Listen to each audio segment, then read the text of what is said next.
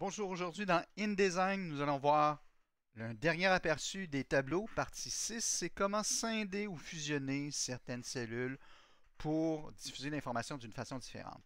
Donc, dans un premier temps, j'ai un tableau que je vais ici aller aligner au centre. Avec option de cellule texte, je vais aller aligner au centre encore. Et voilà.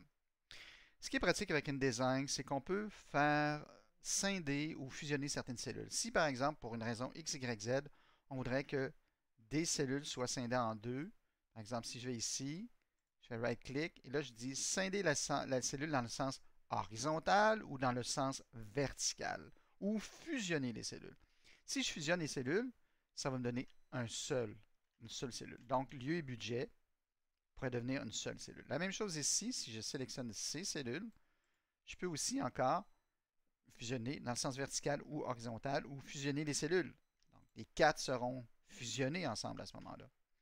Je pourrais aussi prendre une seule cellule, ici par exemple, et dire scinder la cellule dans le sens horizontal ou vertical. Horizontal va me donner double cellule comme ça. Ce qui peut être pratique parce qu'ici, je pourrais rentrer une autre information. Donc,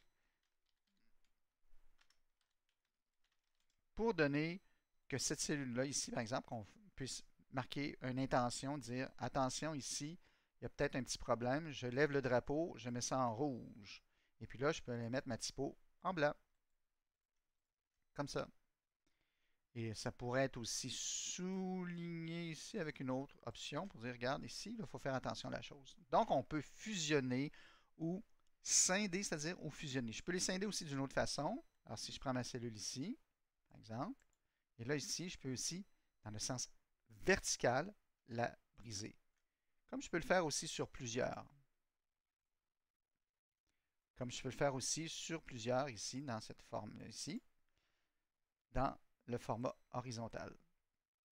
Donc, il y a plusieurs options pour construire des tableaux. Vous n'êtes pas strictement limité à construire des tableaux dans des boîtes carrées. C'est-à-dire, c'est toujours des boîtes carrées, c'est toujours des boîtes. Il faut penser comme des boîtes, mais vous pouvez structurer l'information d'une autre façon que des boîtes réparties également. Et vous pouvez toujours éditer, comme toujours, l'ensemble du document, par exemple, pour le caractère,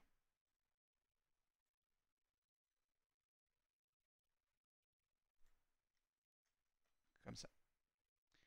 Donc, c'est un petit dernier vidéo sur les options de fusion, sur scinder des cellules ensemble.